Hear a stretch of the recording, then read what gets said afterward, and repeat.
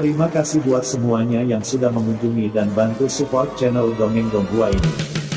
Semoga selalu dilancarkan usahanya, dimurahkan rezekinya, dan dimudahkan segala urusannya. Bagi yang baru bergabung, jangan lupa bantu subscribe. Aktifkan tanda lonceng. Klik like, komen, dan share channel Mimin ke penjuru alam semesta. Oke, mari kita kancutin ceritanya. The First Order, Bab 331-340. Dongeng Donghua. Bab 331, Pertemuan Orang Tua. Yan Liu Yuan adalah pertama kalinya dia mendengar ada pertemuan orang tua di sekolah, sampai guru memberitahu dia tidak tahu apa yang akan dilakukan orang tua. Jiang Wu mengatakan bahwa perlu untuk merangkum kemajuan para siswa, dan untuk memberikan catatan kepada orang tua, tidak ada yang istimewa. Saya mendengar Jiang tidak mengatakannya. Yan Liu Yuan membiarkan saja.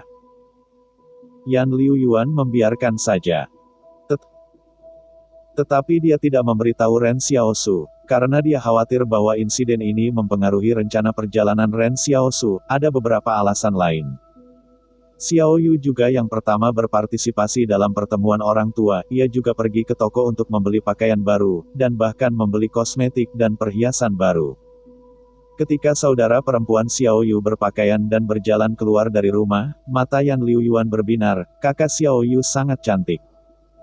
Saya melihat Xiao Yu dengan anting-anting sederhana dan mengenakan jaket dan sepatu bot baru. Dia ingin memakai rok, tetapi cuacanya terlalu dingin. Dia digantikan oleh Yan Liu Yuan. Awalnya, Xiao Yuji memiliki riasan yang sangat kuat di bawah tekanan. Akibatnya, Yan Liu Yuan tersenyum lama dan membantunya mencucinya. Yan Liu Yuan berkata, "Kakak, kamu terlahir dengan kecantikan, kamu bisa terlihat cantik tanpa makeup." Xiao Yuji mengklik kepalanya, "Kamu bisa bicara, pergi, beri kamu pertemuan orang tua. Kamu memainkan permainan ini, mungkin banyak siswa yang harus melihat dengan benar." Yan Liu Yuan tertawa. Saya tidak menyalahkan Yan Liu Yuan karena menjadi teman wanita. Meskipun mungkin tidak terlalu cemerlang, tetapi frekuensi pujiannya terlalu tinggi, wanita suka mendengarkan ini. Namun, Yan Liu Yuan memandang Xiao Yuji bahagia, dan dia benar-benar merasa bahagia. Xiao Yuji membawa Yan Liu Yuan dan Wang Dalong ke sekolah dengan tram. Ketika dia berada di mobil, Yan Liu Yuan masih berkata, "Lihat, paman di belakang telah menatapmu." Ketika saya tiba di sekolah, Yan Liu Yuan menemukan bahwa sebagian besar orang telah tiba. Sekolah ini adalah sekolah di mana hak-hak anak-anak di penghalang berkumpul. Setiap orang memiliki mobil pribadi, mereka juga normal dengan tram, belum terlambat. Baru saja memasuki ruang kelas, dia tiba-tiba merasa bahwa mata orang tua itu sedikit aneh. Mereka memandanginya, dan kemudian berbisik dengan anak-anak dan orang tua di sekitar mereka. Guru datang ke ruang kelas. Ini adalah guru wanita Parubaya. Dia tersenyum dan berkata, "Ujian akhir semester terakhir, anak-anak di kelas kami sangat baik. Di sini, semua orang harus memberikan dorongan kepada anak-anak mereka." Xiao Yuji juga bertepuk tangan.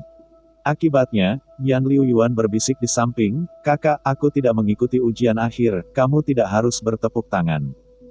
Xiao Yuji memiringkannya ke samping, "Kamu bisa mendorongmu tanpa ujian. Kamu adalah anak yang baik, dan kamu tidak didorong untuk mendorong." Yan Liu Yuan menahan senyumnya. Guru mengatakan tentang rencana belajar dan kelas perbaikan anak-anak pada hari kerja.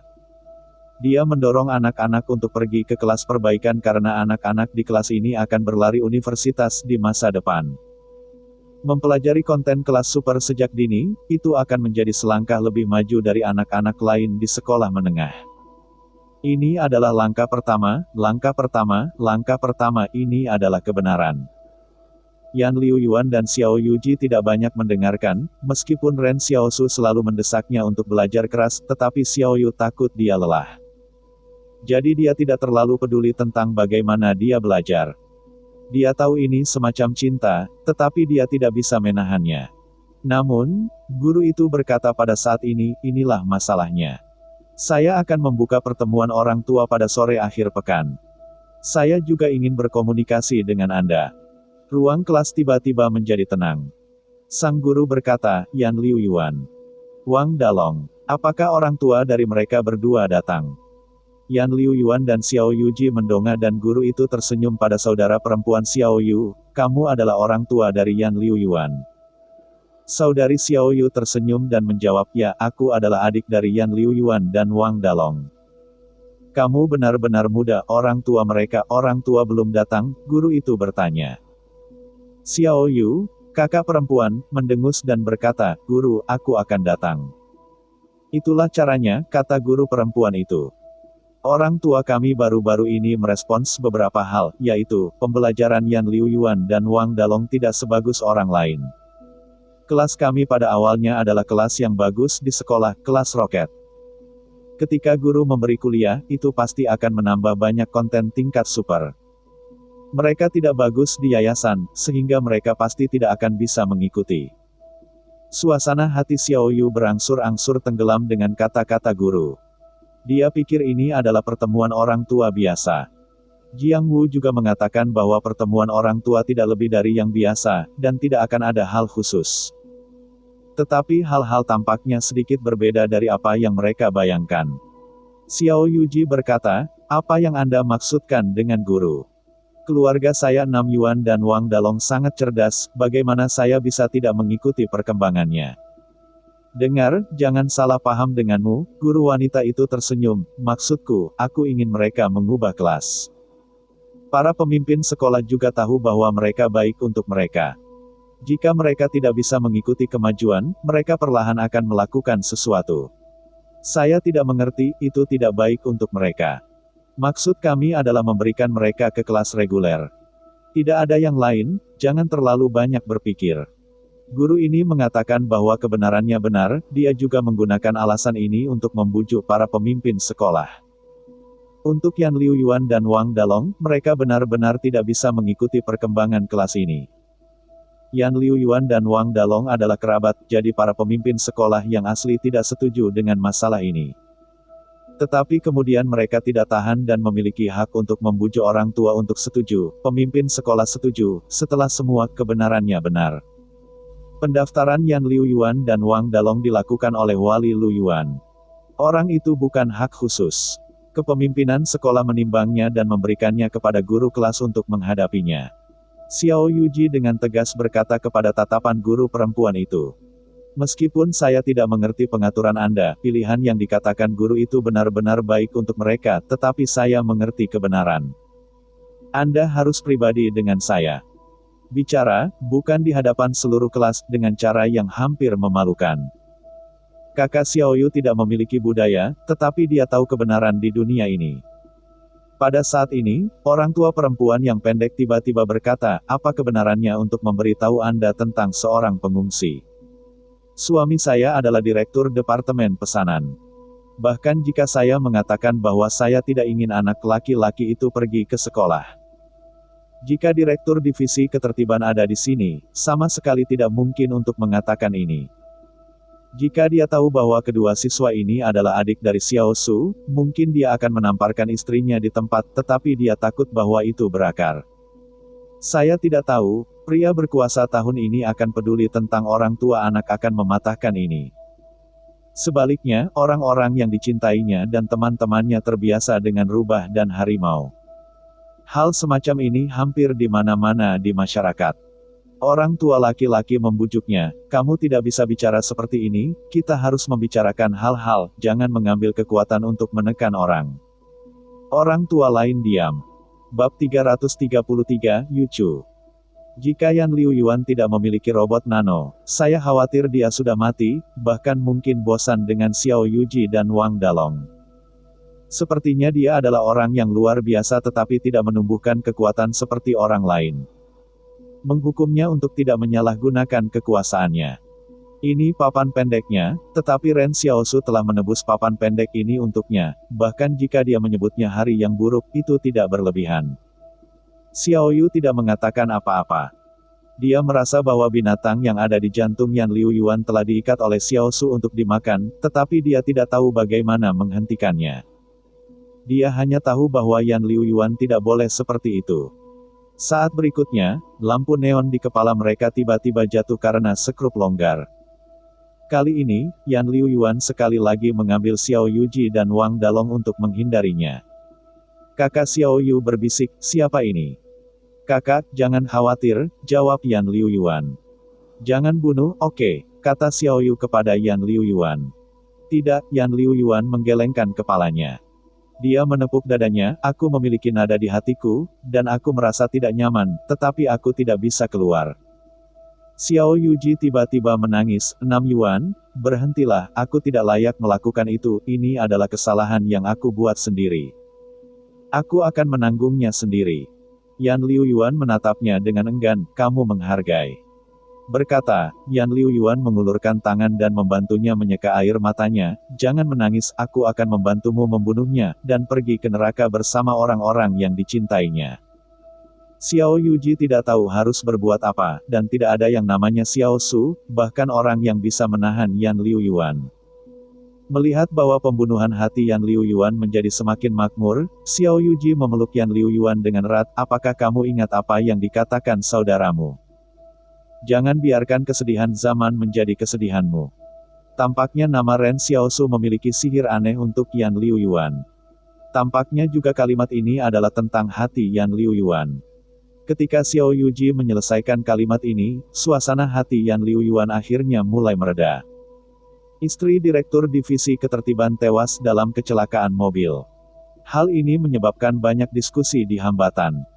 Beberapa orang secara khusus mengatakan kepada Direktur Orde bahwa istrinya impulsif karena dia bertengkar dengan orang-orang di sekolah. Pergi ke jalan untuk menemukan seseorang. Direktur Divisi Ketertiban sangat marah di kantor, bersumpah untuk menghukum dengan keras si pembunuh, dan untuk menemukan siswa dan orang tua yang telah memukuli istrinya di sekolah. Tetapi sebelum dia bisa memeriksanya, Yang Lanan memanggilnya ke tempat bersumpah milik bangsawan Yang, mengatakan bahwa dia tidak mendisiplinkan teman-teman dan kerabat serta istrinya. Dengan mengatakan bahwa dia bukan komandan divisi.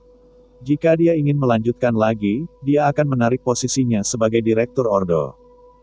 Ketika Yang Yu menegurnya, retorikanya terdengar tinggi.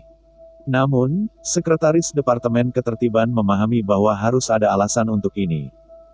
Yang Lanan jelas bukan tipe orang yang menaruh darah anjingnya atas dasar keadilan. Ini harus melibatkan kepentingan Yang Lanan. Tidak sampai saat ini dia tenang untuk mengingat jalannya hal-hal, dan kemudian dia ingat bahwa seseorang mengatakan bahwa ini adalah karena seorang pengungsi. Tunggu, identitas para pengungsi terlalu langka di penghalang. Dalam beberapa tahun terakhir, seluruh penghalang yang telah masuk. Saya takut bahkan 10 orang tidak akan datang. Ini sangat mudah ditemukan, tetapi baru-baru ini mungkin ada yang mengintip. Tidak, saya baru saja datang dengan sekelompok pengungsi. Setelah dia memeriksa kebenaran, dia terkejut menemukan bahwa anak lelaki yang berselisih dengan istrinya adalah adik dari Xiao Su. Setelah menemukan petunjuk ini, dia segera mengerti mengapa Yang Lanan tidak berdiri di sisinya saat ini. Namun, reaksi pertamanya adalah tidak membalas dengan istrinya, tetapi untuk membisikkan seorang wanita bodoh, dan kemudian menjelaskan bahwa masalah ini bukan lagi investigasi mendalam. Apa yang terjadi di sekolah tidak ada hubungannya dengan kecelakaan mobil. Ini semua tentang wanita bodoh itu tidak mengikuti aturan lalu lintas dan tidak ada hubungannya dengan orang lain. Pada akhir kasus, seluruh penghalang tercengang. Orang-orang yang tahu-tahu mengapa Direktur Ordo membungkuk. Orang yang tidak tahu mengira bahwa Direktur Ordo itu takut dia akan merindukan istri untuk mati. Yang mengejutkan orang dalam adalah bahwa direktur pesanan ini harus pergi ke pintu untuk memberikan permintaan maaf kepada Yan Liuyuan dan Xiao Yuji. Akibatnya, Yan Liuyuan menutup pintu dan bahkan tidak melihatnya. Kepemimpinan sekolah juga datang ke pintu, hasilnya adalah Wang Fugui harus melalui formalitas putus sekolah untuk Yan Liuyuan dan Wang Dalong. Perlahan-lahan orang-orang di dalam lingkaran tidak tahu dari mana mendapatkan berita itu. Ternyata orang yang dipindahkan Xiao Su ternyata adalah murid Zhang Jinglin. Tidak heran Ren Xiao Su dapat merekomendasikan Su Xianchu ke 178 hambatan. Pada saat ini, tim yang berada di Ren Xiao Su baru saja tiba di penghalang pertama untuk melewati rute mereka. Semua orang akan berada di sini untuk waktu singkat perbaikan setengah hari, dan kemudian terus pergi ke utara. Ren Xiaosu memasuki penghalang dan tidak melakukan apa-apa lagi. Sebagai gantinya, dia langsung pergi ke toko emas dengan identitas resminya saat ini dan menukar mata uang Li dan King yang terdepresiasi. Namun, karena terburu-buru waktu, dia tidak bertukar terlalu banyak. Selama periode itu, Yang Xiaoyu juga menghilang untuk sementara waktu. Tampaknya dia pergi untuk melihat para pengintai yang bersembunyi, dan Zongtang tetap di tim. Dia berkata dengan gembira bahwa ketika mereka kembali, itu tampak seperti bakat muda yang sopan, meskipun itu tajam. Bersikaplah lembut. Ketika dia berada di jalan, dia harus berbicara dengan Xiao Su dan Yang Xiaoyu. Yang Xiaoyu tidak memperhatikan hal ini. Sebaliknya, Ren Xiaosu dan Zong Yi menjadi saudara. Ada lebih dari 60 orang di kelas Zong, mereka dibagi menjadi 2 truk pengangkut, hal-hal seperti memasak di jalan pada dasarnya adalah milik Zong. Prajurit Nano adalah rasa penampilan yang superior, hanya untuk Yang Xiaoying, Ren Xiaosu, wajah yang baik untuk dilihat ketika para prajurit biasa berbicara dengan mereka. Mereka semua senang menjawab. Ren Xiaosu meminta kesempatan untuk bertanya kepada Yang Xiaowei, apakah semua orang mengatakan bahwa semua orang tertarik pada 178 penghalang, hanya karena mereka bisa bermain. Yang Xiaoyu menjelaskan, perang modern dapat dimainkan lagi, tidak ada uang yang tidak dapat dihantam, ada 4 pabrik militer di dekat penghalang 178. Dan Anda mungkin tidak tahu bahwa ada lebih dari 30 jenis deposit mineral di 178 penghalang. Ini adalah cadangan biji-bijian pertama di wilayah seluruh sistem penghalang, dan bahkan beberapa cadangan mineral berkontribusi hingga 90%. Yang Xiaoyu melanjutkan, dan jumlah cadangan minyak yang tersedia di sana adalah sebanyak 40% dari wilayah teritori. Pembangunan modern bergantung pada mineral dan energi, dan semakin sedikit. Ren Xiaosu, ia dulu berpikir bahwa penghalang 178 itu sangat buruk. Bagaimanapun, lingkungannya buruk, sepertinya tempat yang sangat buruk. Hasilnya tidak terlintas dalam pikiran, 178 penghalang ini masih kaya. Pikirkan juga, perang modern bukanlah sesuatu yang dapat Anda menangkan dengan keberanian. Pertempuran adalah soal uang. Alasan mengapa 178 penghalang bisa berdiri di barat laut tidak dekat dengan konsorsium manapun, bukan karena mereka sendirian, juga bukan karena mereka mandiri. Tetapi karena mereka memiliki ranjau di rumah mereka. Bab 334 Aula Leluhur Penyihir. Ren Xiaosu berpikir bahwa dia melihat penghalang 178 sangat buruk. Ini tidak menyalahkannya. Lagi pula, pikirkan tentang tempat di mana pegunungannya miskin dan airnya tidak seperti orang kaya. Namun penjelasan Yang Xiaoyu membuatnya mengerti mengapa penghalang 178 itu merupakan kegiatan sampingan, tetapi ada begitu banyak orang yang bermain dengannya. Tidak heran 178 hambatan ingin membersihkan jalan menuju perdagangan terbuka, tambang ini harus dikirim keluar, dikirim ke Central Plains. Kuncinya adalah mereka sangat kaya, Zhang Jinglin, bocah tua itu masih tidak mau menjadi komandan penghalang 178. Perasaan Ren Xiaosu di dalam hatinya, mengejutkan Zhang Jinglin. Ketika penghalang kedua diperbaiki, Yang Xiaoyu menghilang lagi, dan Ren Xiaosu kembali ke tempat pertemuan mereka sebelumnya dengan beberapa emas. Pada saat ini, Yang Xiaowei tidak kembali, dan Zong Yi bercanda dengan pejuang Nano Yang. Para prajurit di bawahnya membawa kursi lipat ke prajurit Nano dan mengambil beberapa spesialisasi utara untuk istirahat. Tampaknya Zongtang sangat tertarik dengan para prajurit Nano ini dan bersedia berurusan dengan mereka, bahkan jika para prajurit Nano itu sombong. Mereka tidak akan dapat berbicara dengan lelaki besar di depan Zongxi. Ketika Ren Xiaosu kembali, dia tidak datang langsung, tetapi melihat jauh. Dia melihat bahwa Zongtang tampaknya ajaib, tetapi dia melihat ketel di tangannya dan bertanya pada prajurit Nano, apa yang biasanya kamu suka minum? Prajurit Nano tersenyum dan berkata, kamu sopan, aku bisa minum air. Oke, kata Zong, dia memiringkan botol di tangannya dan menuangkan air jernih. Zong Yi menoleh untuk melihat prajurit lain, apa yang kamu suka minum? Katakan sesuatu yang berbeda. Aku suka minum jus anggur, kata prajurit Nano itu. Juga, Zongtang masih mengambil botol yang asli, tetapi air jernih yang asli hilang, tapi kali ini jus anggur ungu. Pejuang Nano berseru, apakah Anda memiliki organ dalam botol ini? Ayo, periksa dan periksa, Zong Yi menyerahkan botol itu. Pejuang Nano melihat ke dalam botol dan melihat bahwa tidak ada apa-apa di dalamnya. Pada saat ini, Zongtang berbalik dan melihat Ren Xiaosu saudara. Bagaimana kamu melihatnya? Datang dan duduk sebentar, tunggu yang Xiaoyu kembali dan kita akan pergi. Ren Xiaosu berjalan dan tersenyum, apakah Anda mengubah sihir poker? Inilah yang harus dipelajari setiap pesulap. Aula leluhur mengambil setumpuk kartu dari saku dadanya, apakah kamu ingin melihatku? Ren Xiaosu tiba-tiba merasa ada sesuatu yang salah.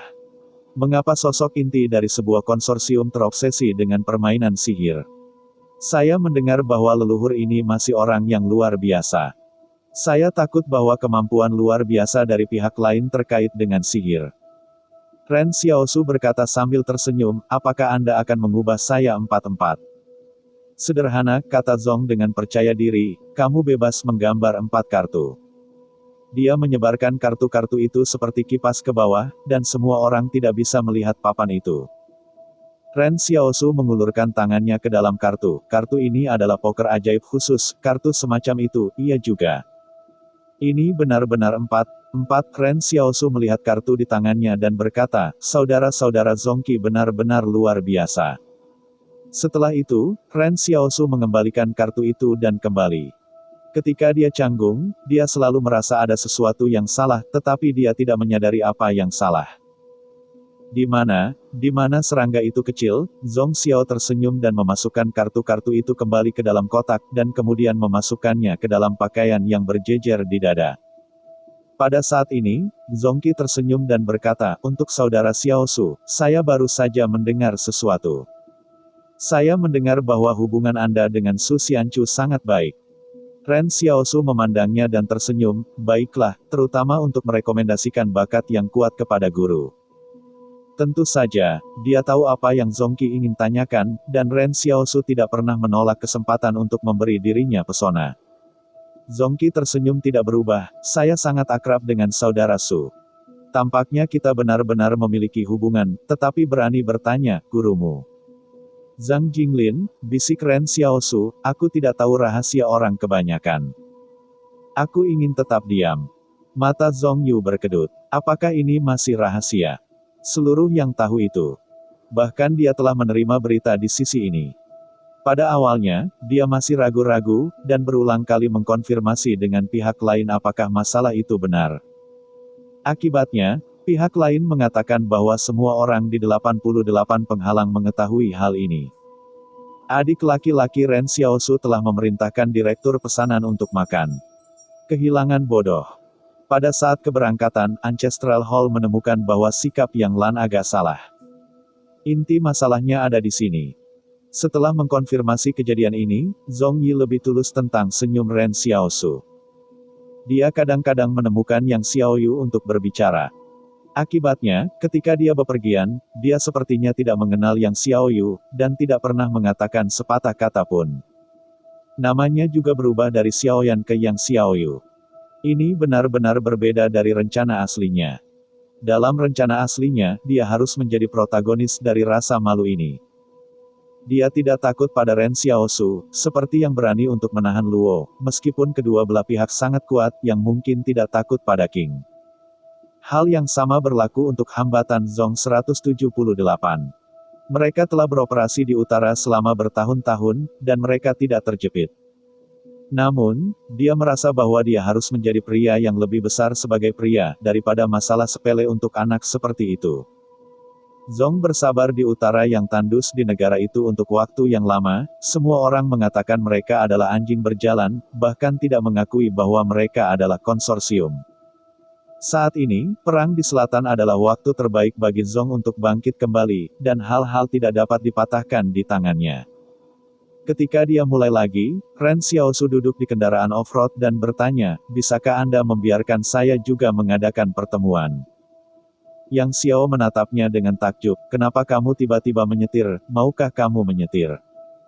Tentu saja, kata Ren Xiaosu dari saluran, bagaimana bisa master besar menyetir. Garis itu, Yang Xiaoyu berhenti dan mengubah posisinya.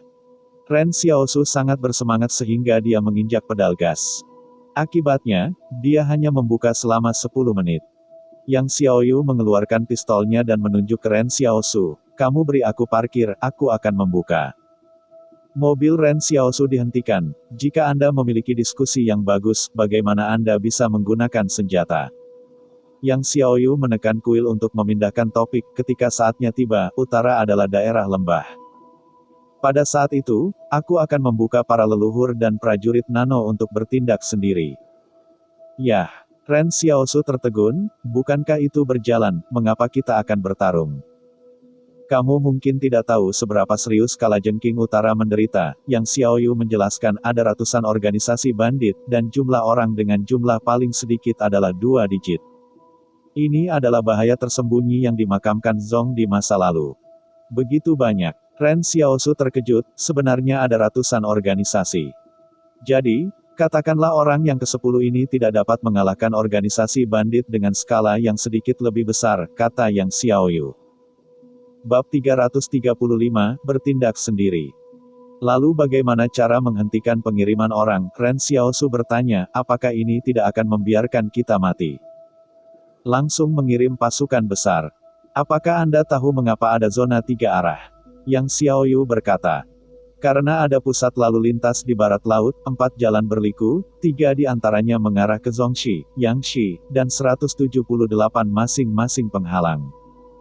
Siapapun yang mengirim pasukan ke daerah ini akan memimpin ada 2 kecurigaan lain. Di masa lalu, ketiga perusahaan tidak memiliki banyak gesekan karena ini. Semua orang tidak ingin orang lain mengendalikan garis ini. Jadi semua orang tidak bergerak. Perlahan-lahan ada sebuah band di mana para bandit berkumpul bersama. Ren Xiaosu dengan penasaran berkata, tidak heran bahwa ketika Anda mengatakan bahwa Anda menginginkan 3 aksi bersama, bahkan Su Xianchu telah melakukan perjalanan khusus ke Yang. Ya, bahkan organisasi bandit berskala besar menetap di sana dan merampok para migran perempuan di masa lalu, kata Yang Xiaoyu. Jika Anda ingin menggunakan tentara, Anda harus bergabung dengan pasukan. Tidak ada yang bisa bertindak sendiri. Kali ini semua orang bergerak melawan tanah. Membunuh hati, masalah ini tidak bisa dihindari. Lalu semua orang mengirim pasukan bersama. Ren Xiaosu berkata dalam hati, apa yang terjadi dengan kita? Medan di lembah sangat rumit, dan sangat nyaman bagi para bandit untuk bersembunyi di sana, kata Yang Xiaoyu. Pasti ada beberapa orang untuk mengetahui situasi para bandit di seluruh lembah, tahu di mana mereka berada, apakah mereka memiliki kesempatan untuk keluar semua, dan kemudian merencanakan. Xiaosu berikutnya ini memahami bahwa mereka akan menjelajahi jalan, dan mereka tidak perlu repot-repot untuk membunuh dan membunuh. Awalnya, tidak ada Yang Xiaoyu dalam rencana ini. Tugas utama adalah jatuh pada 30 prajurit nano, dan pada prajurit keluarga. Jika tentara secara langsung menekan ke lembah, banyak bandit yang bersembunyi atau lari, dan ketiga pihak cenderung mengalami kontradiksi. Kamu ingin membukanya, haruskah kamu terutama ingin membuka aula leluhur? Ren Xiaosu mencoba mencari tahu. Ya, Yang Xiaoyu mengangguk, karena Zong lebih mengenal lembah, Zong mengusulkan agar mereka memimpin jalan kali ini, tapi inilah yang mereka angkat. Banyak pasukan di bandit tidak kecil dengan mereka. Jika Anda memimpin, kita hanya bisa melihat beberapa, dia ingin kita melihat situasinya. Bagaimanapun, pada akhirnya, itu untuk menghindari Zong, dan tidak membiarkan Zong mengambil hidung. Ren Xiaosu tidak memiliki pendapat. Harus dikatakan bahwa Yang Xiaoyu juga orang yang berani di kelas seni.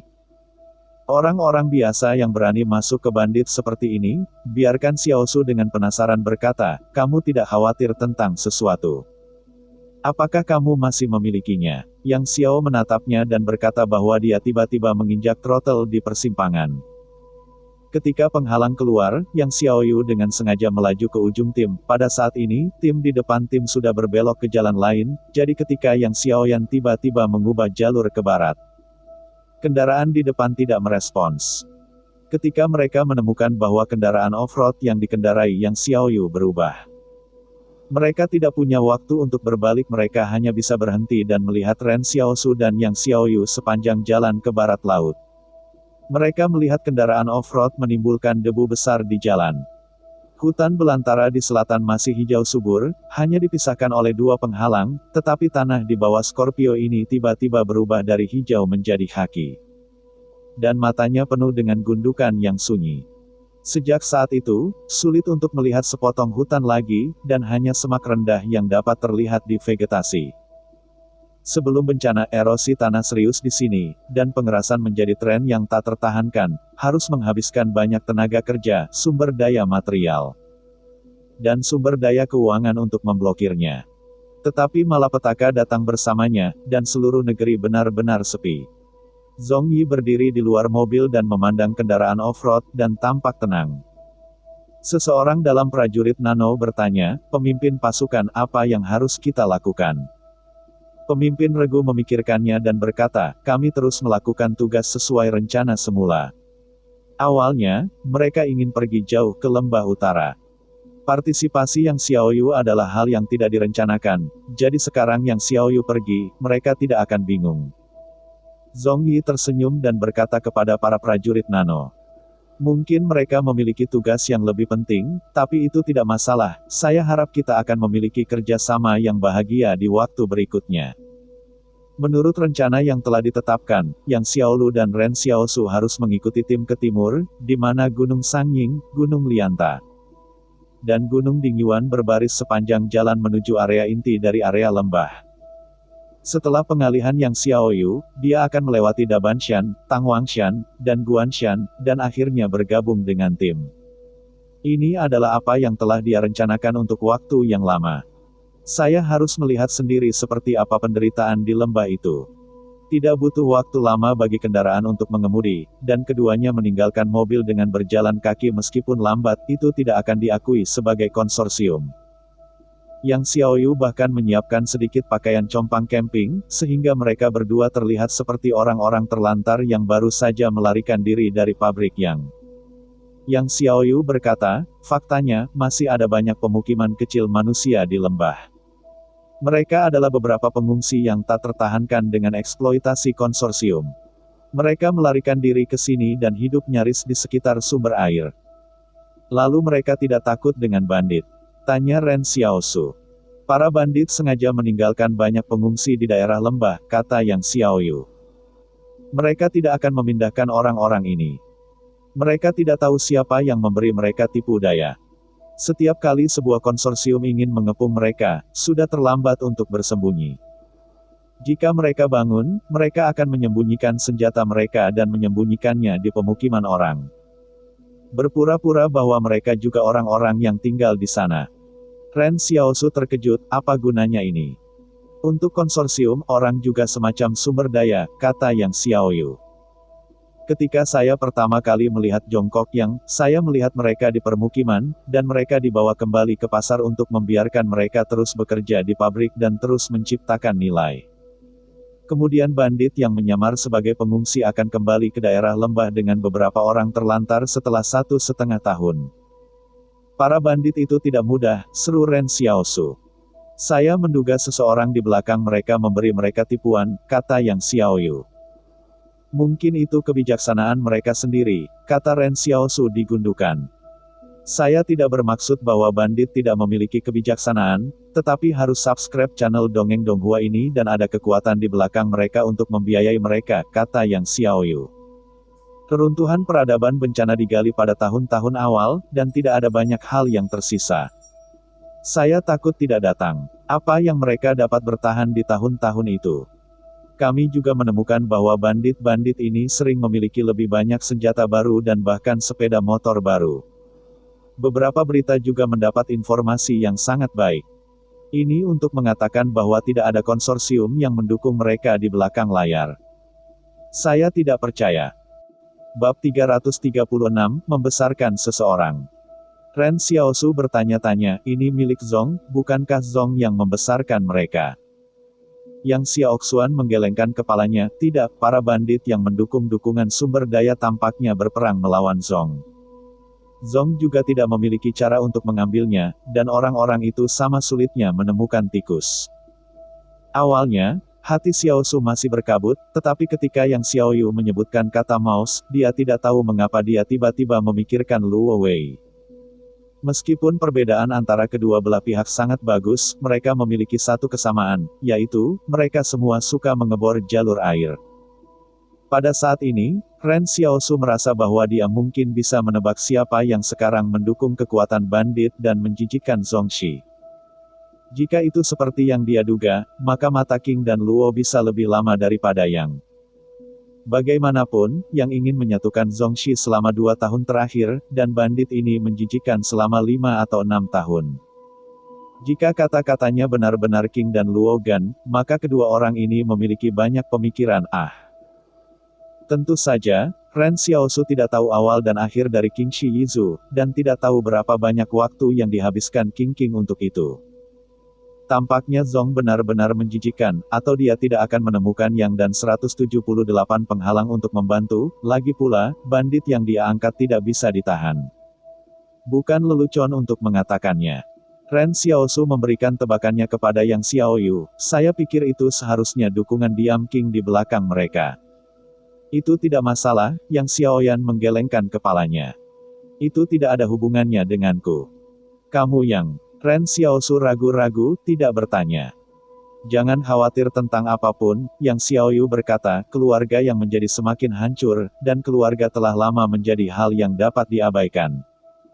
Mari kita pergi ke Dabanshan sekarang, ada beberapa sarang dan permukiman tanah kecil.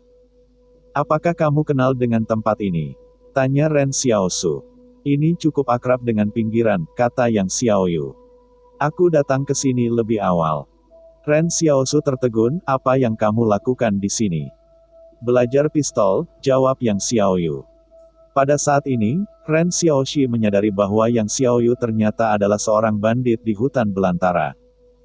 Tidak heran Ren Xiaosu selalu berpikir bahwa Yang Xiaoyu sangat mirip dengannya, seperti rumput liar di hutan belantara. Ingin belajar, Yang Xiaoyu memandang Ren Xiaosu, aku mengajarimu. Ren Xiaosu mengangkat alis, aku juga sangat pandai menembak. Saya tidak tahu apa kemampuan Anda.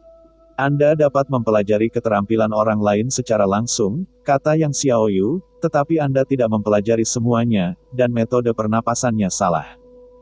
Ren Xiaosu tersenyum dan merupakan penembak tingkat sempurna. Dia melihat papan pendeknya sekilas. Meskipun dia dapat memerankan kembali keterampilan, masih ada celah besar antara keterampilan senjata canggih dan tingkat sempurna. Dia juga bersahaja, bagaimana kamu akan mengajar? Ajaran yang sebenarnya, kata Yang Xiaoyu dengan tenang. Ren Xiaosu berbisik, saya pikir itu pengajaran langsung. Apa? Karena suara Ren Xiaosu terlalu kecil, Yang Xiaoyu tidak mendengar apa yang dia katakan. Ren Xiaosu berkata, tidak ada. Yang Xiaoyu menatapnya dan berkata, bagaimana kamu berpakaian seperti pelacur? Aku pandai dalam hal ini, kamu tidak bisa membawa topi ini, kata Ren Xiaosu. Ada orang-orang dengan topi. Pada saat ini, Yang Xiaoqi mengambil topi dengan tajam dan rapi, dan membiarkan Xiao Xiao menghancurkannya. Dia benar-benar jarang melihat pihak lain mengambil topi itu. Lalu, tanya Yang Xiaoyu. Rambutnya terlalu rapi, dan itu tidak harus ditangani terlalu banyak. Perlakukan saja sedikit, kata Ren Xiaosu, mengatakan bahwa pakaiannya seperti itu, tetapi detailnya berbeda dari orang-orang. Potongan rambut memotong rambut mereka sendiri. Jadi, tidak akan pernah rapi, dan tidak ada yang akan mengurus ini. Begitu hasilnya selesai, dia melihat belati Yang Xiaoyan di lengan bajunya, dan dia tidak ragu untuk mulai memotong rambutnya dan kemudian mengacak-acak. Yang Xiaoxuan pada awalnya adalah rambut pendek yang rata dengan dagunya, rapi dan rapi, tetapi belati itu dipotong, dan rambutnya sama seperti anjing. Meskipun butuh 1 atau 2 bulan untuk kembali ke aslinya, Ren Xiaosu terkejut bahwa Yang Xiaoyu tidak peduli dengan gambar untuk berpura-pura menjadi seperti pelacur. Dia tahu bahwa beberapa gadis di penghalang suka rambut dan kehidupan cinta mereka. Yang Xiaoyan ini, terlalu sulit untuk pergi. Yang Xiaoyan menggelengkan kepalanya, sekarang apakah itu seperti sebuah poin? Yah, seperti, kata Ren Xiaosu sambil tersenyum, wajahnya sedikit bersih, dan pakaiannya agak bersih, tapi itu tidak masalah. Menurut apa yang kau katakan, kita masih perlu 1 hari untuk mencapai Dabanshan, di padang gurun yang penuh dengan loes. Setelah sehari, tidak ada yang bersih. Ya, Yang Xiaoyu mengangguk, mari kita lihat kata-katanya. Jika Anda datang ke pemukiman manusia, orang-orang bertanya kepada kami tentang hubungan kami. Jangan memakainya. Anda, berapa umur Anda tahun ini? 2 orang telah meminta untuk pertama kalinya untuk mengajukan lebih banyak pertanyaan pribadi. Mereka belum pernah membahas ini sebelumnya. Di pegunungan, mereka membahas apa yang ada di pegunungan. Di 109 hambatan, mereka membahas terobosan teknologi Li. Ini adalah masalah di daerah lembah, mereka sepertinya tidak pernah benar-benar mengerti satu sama lain, sepertinya semua orang tidak terlalu peduli tentang hal ini. Ren Xiaosu samar-samar ingat bahwa Yang Xiaoying harus berusia 18 tahun. Dia berusia 17 tahun. Jika dia mengatakan yang sebenarnya, dia mungkin harus mengelola saudara perempuan Yang Xiaoyu, dan dia akan lebih menderita. Ren Xiaosu merenung, saya berumur 20 tahun ini. Yang Xiaoyu mengangguk, yah, saya berusia 21 tahun ini. Anda bisa memanggil saya saudara perempuan saya. Jika Anda bertemu seseorang, jangan katakan apa-apa. Ren Xiaosu. Inilah sebabnya mengapa Anda menyipitkan mata dan mengatakan sesuatu. Dulu merupakan milet kecil untuk orang lain. Hari ini, Anda masih diberi rutinitas. Kamu berumur 21 tahun. Ren Xiaosu tidak yakin, KTP residen kamu diambil dan aku akan melihatnya. Robek, Yang Xiaoyu berkata tanpa sepatah kata pun, yah, jangan perhatikan detail ini, tetapi kamu berbohong dulu. Ren Xiaosu benar-benar bingung. Kedua lelaki itu berbaris menuju barat laut. Dia masih bertanya-tanya bagaimana dia bisa menemukan pemandangan itu kembali. Di hutan belantara yang luas, 2 orang seperti 2 bintik hitam kecil, bukit-bukit di bumi seperti gelombang, seperti berguling-guling di tanah. Di malam hari, bayang-bayang kedua orang itu ditarik sangat lama di tanah, dan awan tipis yang terhubung ke tanah di kejauhan membakar ke atas kepala. Di malam hari, bintang-bintang di langit seperti laut, seolah di ujung jari Anda. Yang Xiaoyu berkata ketika dia berada di jalan, saya lapar. Ren Xiaosu terlampir, aku juga. Aku tidak ingin mendengar ini. Kenapa kamu tidak harus menyediakannya? Bagaimana orang-orang yang dipindahkan dapat membawa persediaan? Sekarang saya adalah orang yang terlantar, kata yang menghela nafas lega. Dan Anda mengikuti, Anda tidak harus memasok. Bab 337, Penembak Jitu lahir. Penembak Jitu sudah lahir. Yang Xiaolu di belakang gundukan tanah, benar-benar menyembunyikan dirinya di semak-semak dan rumput. Jika Anda melihat langit, sulit untuk menemukan seseorang di sini. Pada saat ini, Yang Xiaoyu berkata kepada Ren Xiaosu, yang juga di sebelahnya. Menurut pelatihan kami, keseimbangan satu orang dan stabilitas aktivitas neurologis tingkat tinggi ditakdirkan untuk langit-langit sejak hari kelahiran. Kata-kata ini mungkin tidak sesuai dengan biologi. Nama ilmiah, tetapi kita terbiasa menyebutnya. Tidak hanya bakat, tetapi juga kepribadian. Kepribadian juga sulit untuk ditumbuhkan dan diubah, kata Yang Xiaoyu. Pengukuran kepribadian memiliki 16 kriteria untuk menilai karakteristik faktor apapun. Yang pertama adalah introversi dan ekstroversi. Dalam perhitungan, dalam profesi penembak jitu, 0 berarti introvert dan bimbang, 10 poin berarti petualangan dan berani. Penembak jitu di titik ini, keduanya lebih tinggi dari 5 poin. Tetapi juga lebih rendah dari 8 poin, yang terbaik ini 8 poin. Ren Xiaosu bertanya, berapa poin Anda? 8 poin, jawab Yang Xiaoyu. Sebenarnya, jawaban ini juga dalam harapan Ren Xiaosu. Bagaimanapun, tingkat keterampilan senapan yang sempurna, maka barang-barang harus sempurna, dan orang tidak bisa disebut sempurna. Bicara lebih lanjut tentang metode latihan lusa, Yang Xiaoyu berkata tubuh harus stabil, dan pernapasan harus seimbang. Ini semua untuk saat ini untuk menarik pelatuk, biarkan peluru mengenai posisi di mana Anda ingin itu tiba. Pada saat itu, bahkan jika Anda semua hormon yang dikeluarkan dalam tubuh harus melayani peluru ini. Ini membutuhkan latihan jangka panjang untuk melakukannya. Ada juga pelatihan biofeedback. Ketika seorang penembak jitu menghadapi suatu situasi, dia tidak boleh bergerak secepat orang normal, berkeringat, kata Yang Xiaoyu.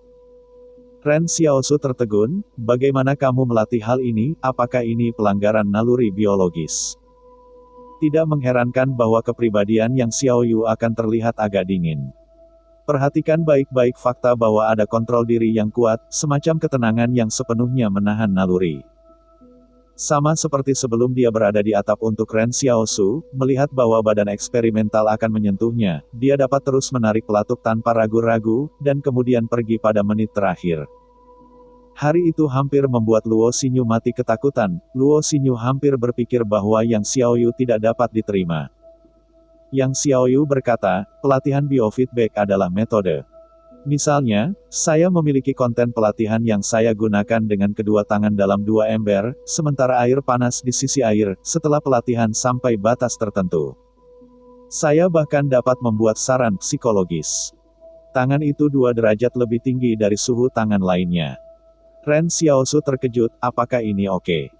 Bisakah Anda melakukannya sekarang? Izinkan saya menyentuh dan mencoba.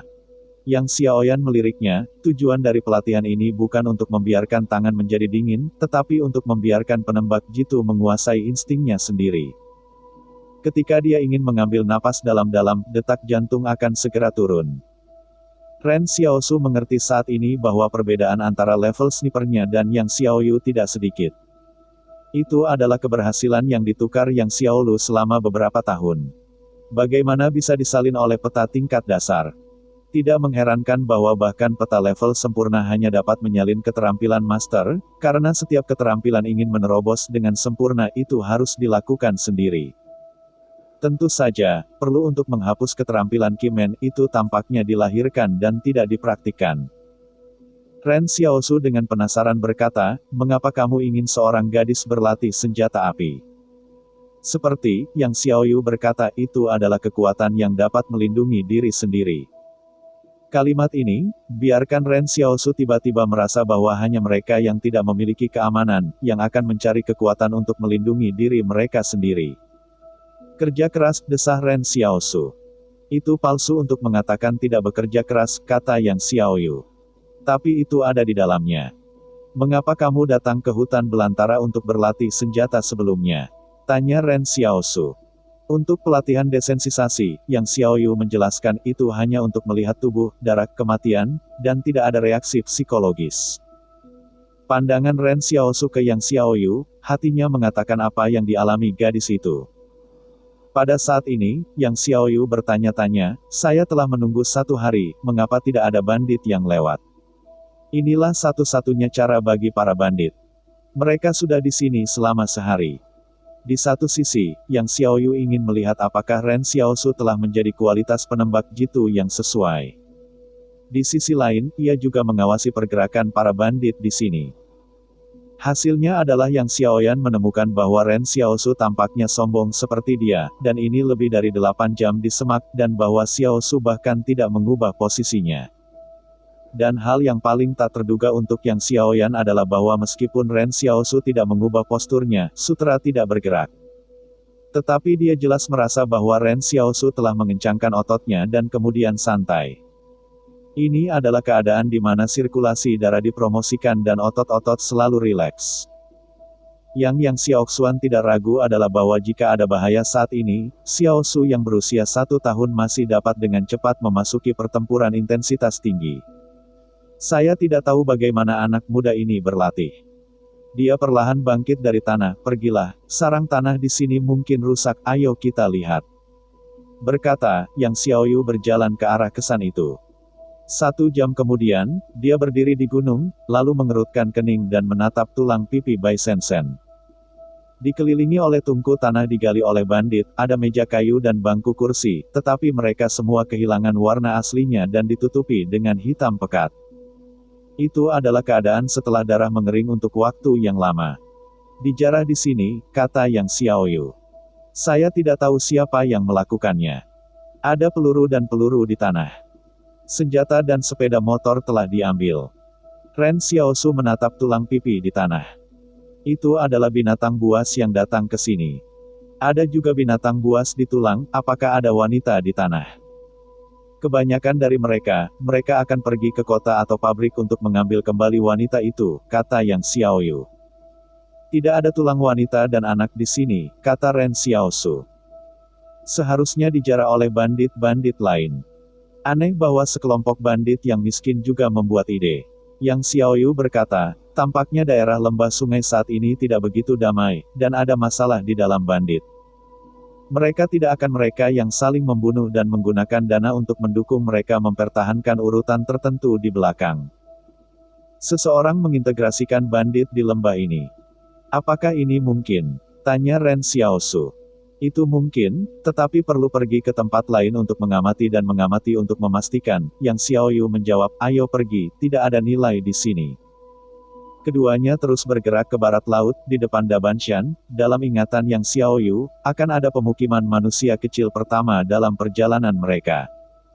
Bab 338, Gangguan Ketiak. Perhatikan pernapasan Anda, kata Yang Xiaoyu, paru-paru Anda akan mengubah postur tubuh Anda dengan cepat setelah mengudara, mungkin tidak jelas, tetapi bagi penembak jitu. Setiap detail kegagalan akan berakibat fatal. Tinggi elang terlalu tinggi, jadi kamu hanya bisa menunggu sampai melayang turun dan mengambil kesempatan untuk mendekat. Kesempatan ini cepat berlalu. Untuk penembak jitu, ketika kesempatan datang, sekarang saatnya untuk mengambil keputusan, dan Anda tidak bisa ragu. Tembakan bom, Ren Xiaosu menarik pelatuknya ke arah elang berkecepatan tinggi di langit.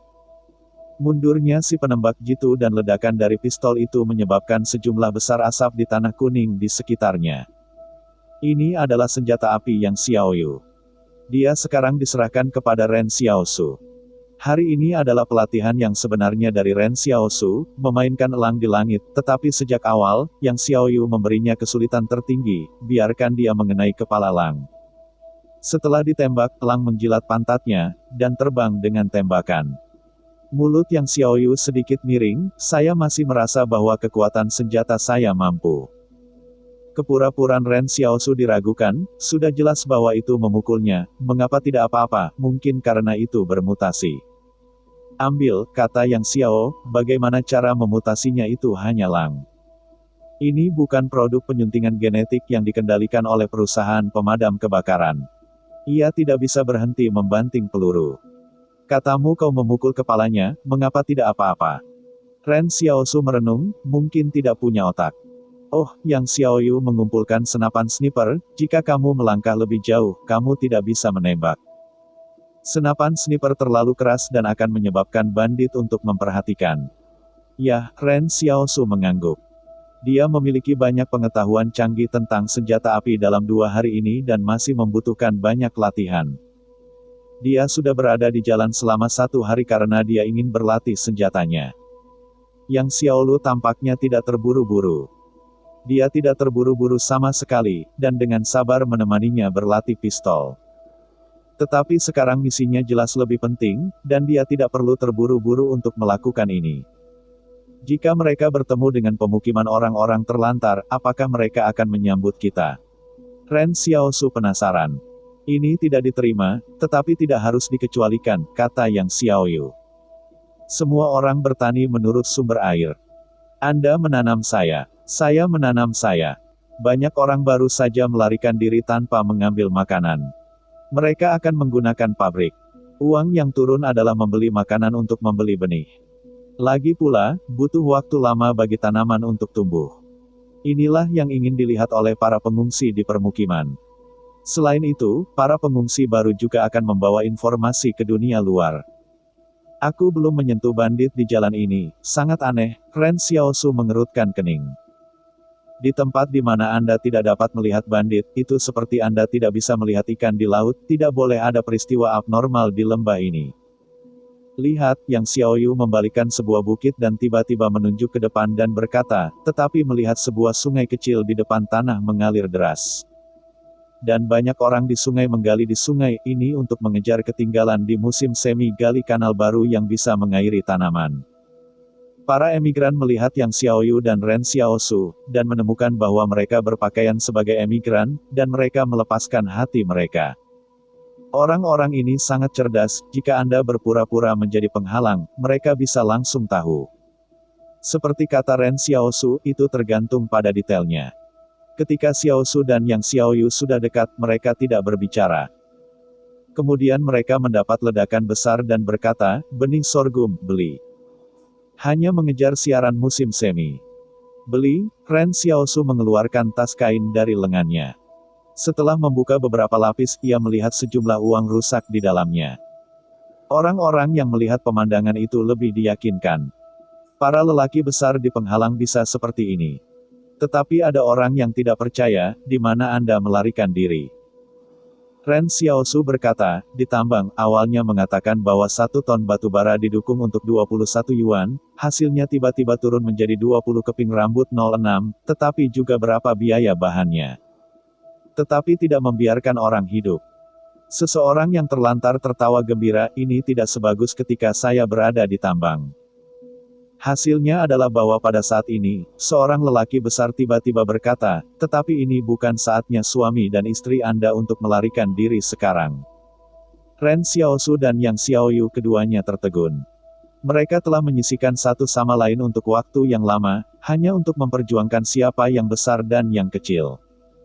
Pada akhirnya, Xiaosu menderita kerugian sebagai adik laki-laki, dan Yang Xiaowei menjadi saudara perempuan.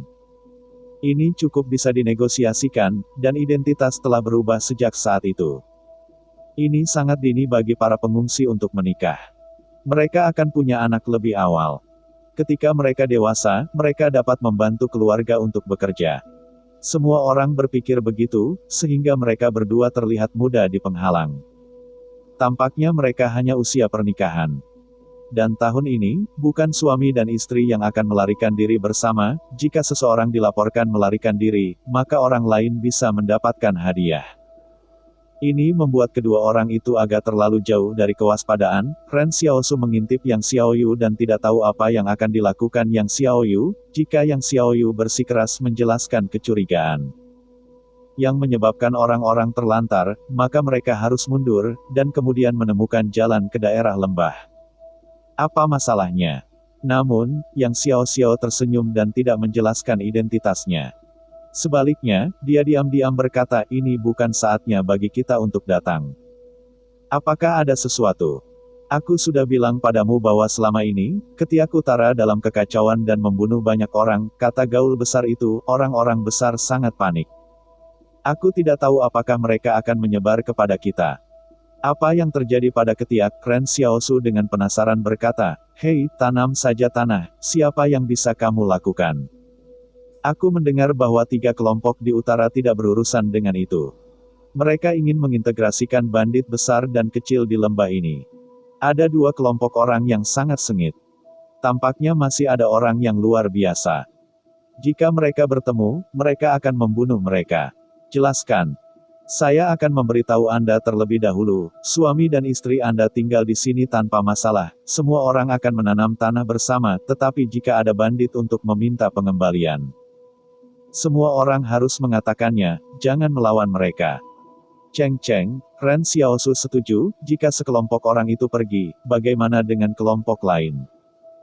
Tangan besar yang bergoyang, siapapun yang datang untuk menghindar, yang tidak memperhatikannya, biarkan kecoa yang menanam tanah. Ini adalah aturan hidup para emigran. Jika Anda ingin bertarung, Anda akan bertarung, dan siapa yang akan datang kepada Anda.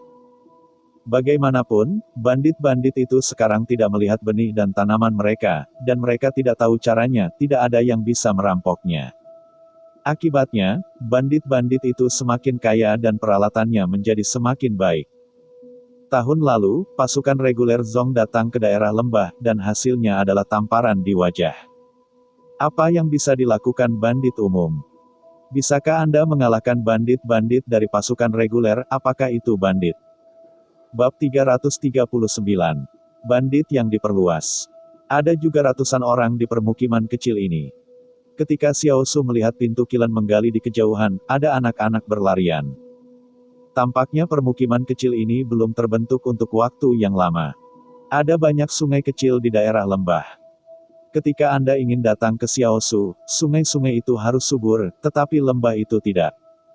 Pengamplasan berskala besar di tanah. Ketika sungai melintas, tanah di kedua sisi akan tersapu. Mungkin dalam beberapa tahun, dasar sungai ini akan membentuk lembah baru. Setelah musim kemarau atau pengalihan sungai akan meninggalkan lembah seperti bekas luka di tanah. Seluruh bagian tanah seperti dipotong oleh arus. Tempat-tempat yang dipilih oleh para emigran relatif datar dan cocok untuk menanam beberapa tanaman. Awalnya, Xiao Su dan Yang Xiaoyu berniat tinggal di sini sebentar, dan memiliki pemahaman yang baik tentang seluruh area dengan orang-orang di sini. Akibatnya, mereka berbicara. Ada kabut asap di kejauhan. Dari kejauhan, saya pikir itu adalah badai debu kecil. Seorang pria besar yang gugup berkata, "Mengapa kamu datang lagi? Siapa kali ini?" Ren Xiaosu bertanya, "Apakah itu bandit yang akan datang?" "Bukankah itu bandit? Asapnya adalah pasir yang digunakan oleh sepeda motor yang mereka tumpangi," kata Dat ketika dia berlari menuju tempat pembakaran. Dia juga berteriak ke sisi lain, bahwa anak itu kembali ke tempat pembakaran. Saya melihat bahwa tim bandit di kejauhan mendekat dengan cepat, secara bertahap semua orang bisa melihat sosok itu. Sepeda motor yang mereka duduki seperti simpul otot seperti binatang. Suara mesin dan pipa knalpot itu seperti raungan binatang buas. Adegan ini luar biasa kasar dan kejam. Jauh dari sana, orang-orang juga mendengar teriakan kegembiraan para bandit ini. Mereka melihat bahwa orang-orang ini seperti melihat mangsa.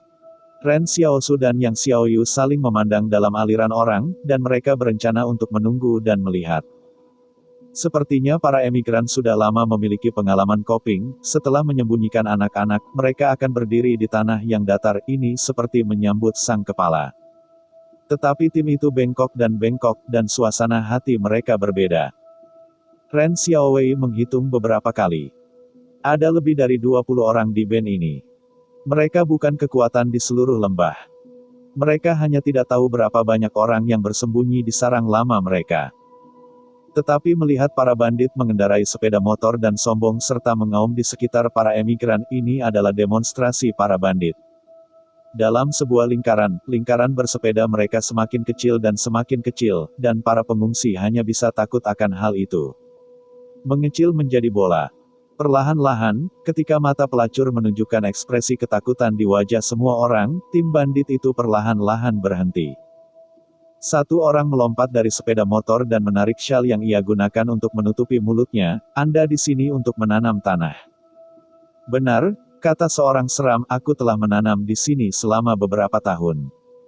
"Apa arti bertani?" Bandit itu meludah ke tanah dan meludahkan pasir di mulutnya. Lalu dia tersenyum dan berkata, "Aku melihat banyak pria hebat di sini, dan menantu lelaki itu dilahirkan dengan penuh kebanggaan. Setiap hari, saya takut menyusut dan bersembunyi di sini. Apa masa depan?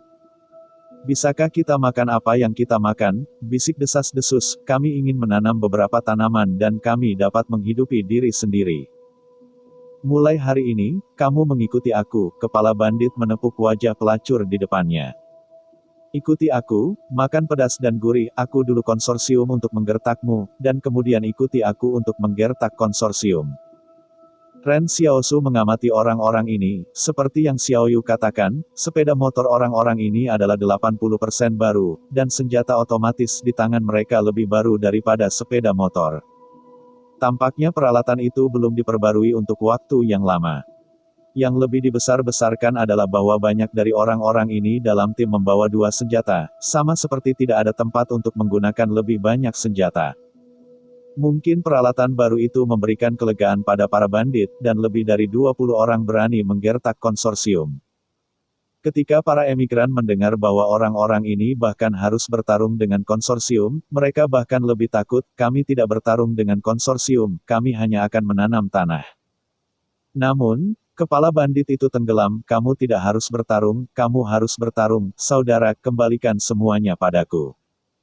Ren Xiaosu, seorang penulis bersama, terburu-buru untuk datang, mungkin karena terlalu banyak senjata, dan sekarang senjata lebih dari manusia, sehingga kelompok bandit ini harus memperluas skalanya. Hal ini jelas terkait dengan kekacauan internal di Ketiak Utara. Seluruh wilayah lembah sekarang kacau, dan semua orang mulai gagal mengikuti aturan. "Apakah kamu ingin pergi bersama mereka?" Ren Xiaosu berbisik. Ayo, jawab Yang Xiaoxuan, mungkin Anda bisa belajar lebih banyak tentang situasi saat ini di lembah, dan mereka memiliki lebih dari 20 orang. Jika kita ingin pergi, mereka tidak bisa menghentikannya. Aku ingin mengatakan, jika kita ingin membunuh mereka, lupakan saja, kata Ren Xiaosu. Dalam kasus senapan, orang-orang yang dipindahkan harus kembali ke tempat pembakaran untuk membawa anak-anak mereka, dan mereka didorong ke utara. Bandit itu menuju ke sepeda motor dan berjalan di samping tim. Sepeda motor itu menjerit. Dia dengan bangga berteriak, "Kamu tidak berpikir bahwa aku adalah orang emas, dan kamu adalah tempat paling pinggiran di lembah. Jadi saya tidak tahu situasinya. Sekarang di permukiman di utara, orang-orang telah dirampok oleh berbagai bukit. Bahkan jika kami tidak membawa Anda pergi hari ini, akan ada orang lain yang datang besok. Tapi kita tidak akan bertarung," kata pelacur itu. "Siapa yang tidak bisa bertarung, memberimu senjata, jangan memberiku peluru, tiba-tiba. Dan kamu tidak ingin bertarung, tidak masalah, kamu bisa melakukan hal-hal lain," kata Kim sambil tertawa besar. Saya tidak tahu apa yang disebut Kim Su, tetapi kalimat ini mengonfirmasi spekulasi Ren Xiaosu, sepertinya banyak sekali senjata dan peluru untuk menangkap orang. Namun, Ren Xiaosu berpikir tentang berapa banyak amunisi yang mereka taruh di sini, bagaimana tampaknya seluruh lembah kacau. Dengan cara ini, area lembah pasti akan mati banyak orang. Ikan besar makan ikan kecil makan udang, sejak zaman kuno. Setelah perang mereda, saya khawatir setelah integrasi seluruh lembah, organisasi bandit yang sangat besar akan lahir. Apakah ini tujuan dinasti Qing, menggunakan pembunuhan untuk menyaring kotoran di daerah lembah, sehingga untuk mencapai tujuan mengintegrasikan bandit di seluruh wilayah lembah? Lalu taruh kekuatan ini di tangannya. Dan dia hanya menempatkan sekelompok senjata api dan peluru, biarkan saja sekelompok bandit meningkat. Senapan otomatis adalah hal yang langka, tetapi konsorsium tahu bahwa senjata api dan peluru adalah yang paling tidak berharga. Meskipun tidak ada bukti, Ren Xiaosu telah menentukan bahwa ini pasti sebuah perayaan, dan tidak akan ada orang lain. Dan Ren Xiaosu sangat yakin bahwa wilayah lembah ini harus memiliki dukungan untuk Qing, yang merupakan kekuatan yang akhirnya ia gunakan untuk menyelesaikan integrasi para bandit. Pada saat ini, pertahanan yang di utara kosong karena pertarungan dengan Li di selatan. Paling-paling, setiap penghalang akan meninggalkan kelompok independen. Jika pasukan bandit ini pergi ke selatan, penghalang harus tidak bisa dipecahkan, tetapi jika Anda ingin menghancurkan semua pabrik di luar penghalang. Saya takut ekonomi yang akan kehabisan napas selama 3 tahun. Pada saat ini, yang takut bahwa bandit utara tidak takut. Lagi pula, konsorsium mana yang akan menempatkan bandit di mata mereka dan membiarkan mereka bermain lumpur di daerah lembah? Lawan Zongdan yang adalah musuh seperti itu, aku khawatir itu akan sangat sakit kepala. Bab 340, kembali padaku. Lebih dari 20 bandit bisa memaksa ratusan pengungsi, dan Ren Xiao belum melihat tanda-tanda pemberontakan. Pemimpin bandit Kim Jong-su masih berbicara dengan suara berceloteh, "Anda dapat yakin bahwa kalajengking emas saya juga seorang pria yang telah berada di sekolah selama 2 tahun di kota pasar. Bukan pengecut yang membunuh orang tanpa berkedip, dan tidak akan memperlakukan Anda seperti Anda." Pada saat ini, beberapa orang memegang sisi, ya, universitas lama kami sangat luas, dan bukit-bukit lainnya tidak dapat dibandingkan. Jin Hao berkata dengan senyum rendah hati, "Itu tidak dilebih-lebihkan. Lalu, aku akan membawamu kembali ke gunung. Ini untuk memberimu hari yang baik. Kamu lihat kamu kurus, terutama kamu." Dia berkata, dia mengarahkan jarinya ke Ren Xiaosu, "Kamu lihat apa yang kamu pelangsing, wajahnya kuning dan kurus, dan sepertinya kamu tidak punya kekuatan." Ren Xiaosu menghabiskan waktu yang lama, dia melihat tubuhnya, karena keseimbangan kekuatan dan kelincahan, dia terlihat agak kurus. Yang Xiaoying tertawa ke samping dan sepertinya mendengar sesuatu yang menarik. Terlepas dari reaksi Ren Xiao, Jin Hao juga berkata, "Kamu tidak tahu seberapa sengitnya utara, dan kamu tidak tahu dari mana asalnya. Semakin kamu bertarung, semakin sengit kamu. Bisakah kamu tinggal bersamaku?" Petik 2. Ren Xiaosu meliriknya diam-diam. Mereka dibawa oleh bandit berusia lebih dari 20 tahun dan berjalan lebih dari 10 mil jalan gunung sebelum akhirnya mencapai kamp-kamp bandit ini. Reruntuhan kamp tidak seperti banyak pagar kayu kosong di perbukitan, ada beberapa rumah tanah di kamp, dan atapnya masih penuh lubang besar. Kecuali bahwa lengan itu baru, yang lainnya rusak.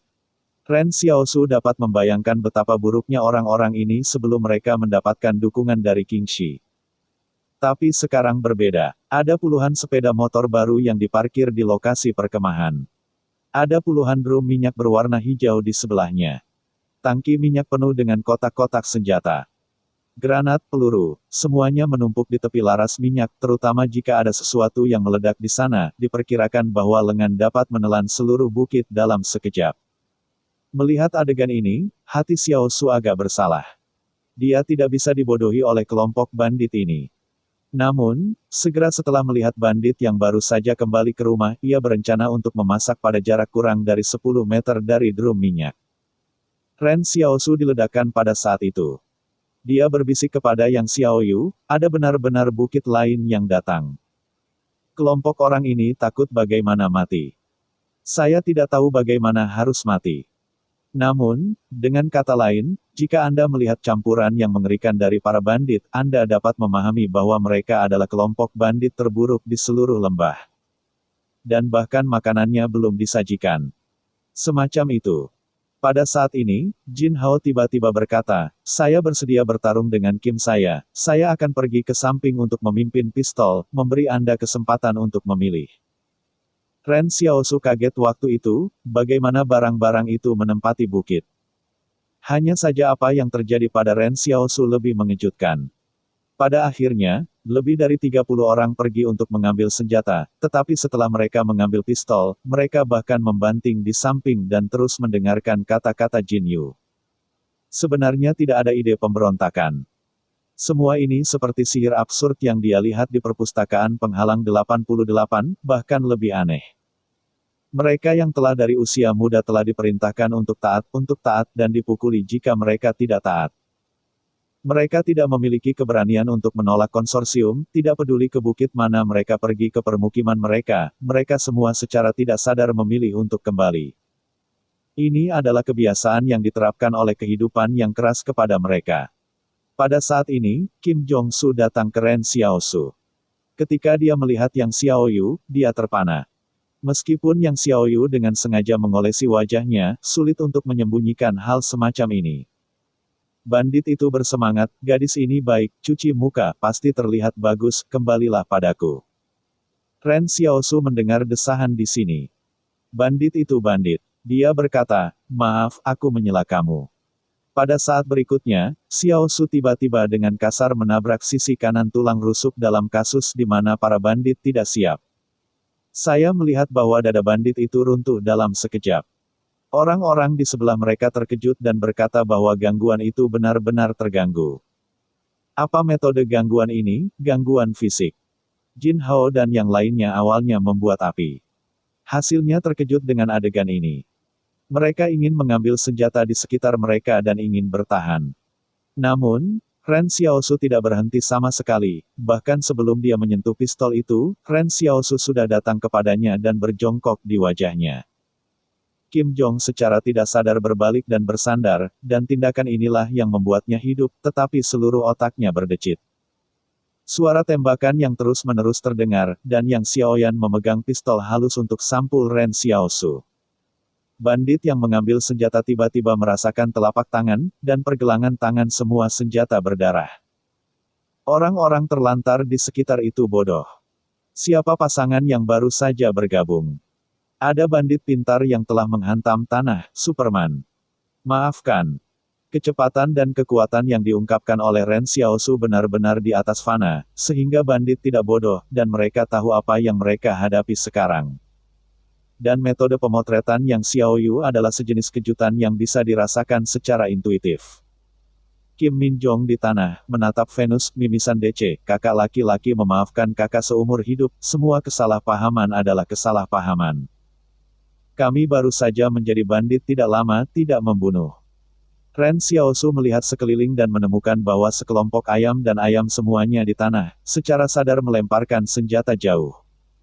Bandit macam apa, ada yang berdarah. Ren Xiaosu memandang Jin Min dan mengerutkan kening, bagaimana kamu menjadi bandit?